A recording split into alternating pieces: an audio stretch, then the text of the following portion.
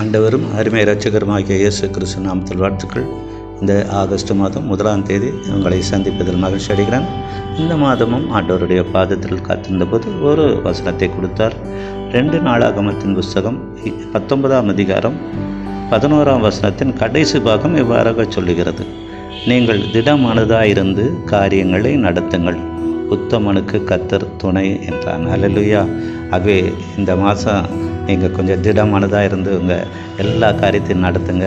மனதில் எந்த போராட்டங்கள் வேண்டாம், சஞ்சலங்கள் வேண்டாம், பயங்கள் வேண்டாம்.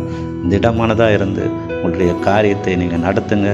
கர்த்தர் உங்களுக்கு துணையாக இருக்குவார். ஆனால் ஒரே ஒரு கண்டிஷன் இருப்பார். எப்போவுமே அவர் கண்டிஷனோடு கூடிய ஒரு ஆசீர்வாதம் வச்சுருப்பார். என்ன நிபந்தனை? உத்தமனுக்கு கர்த்தர் துணையினார். ஆக நம்ம உத்தமத்தில் உறுதியாக இருக்கணும். இந்த உத்தமத்தில் உங்களுக்கே நல்லா தெரியும், யோபு உத்தமத்தில் கடைசி வரையில் உறுதியாக இருந்தார். நடந்தது என்ன? ரெட்டிப்பான நன்மையை பெற்றார்.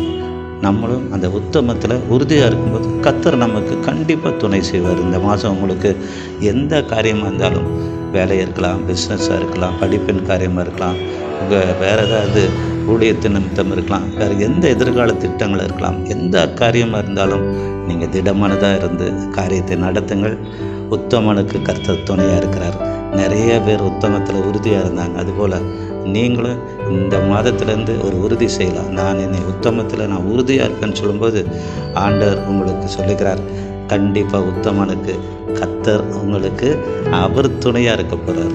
யார் துணை இல்லாட்டி அதை பற்றி கவலைப்பட வேண்டாம். கர்த்தர் நமக்கு துணையாக இருப்பார். அவர் நம்மை விட்டு விலகுதும் இல்லை, அவர் நம்மை கைவிடுதல்னு சொல்லியிருக்கிறார். ஆகவே இந்த வசனத்தின் மூலம் இந்த மாதம் உங்களுக்கு பெரிய காரியங்களை செய்வேன்னு சொல்லியிருக்கிறாரு. நம்ம திடமானதாக இருந்து எல்லா காரியத்தையும் நீங்கள் நடத்துங்க. விரைவிலே எப்படி நம்ம யோபுக்கு ரெட்டிப்பான நன்மை கிடைத்தது போல் இந்த மாதமும் கர்த்தர் ரெட்டிப்பான நன்மை கொடுப்பாராக. ஆமென்.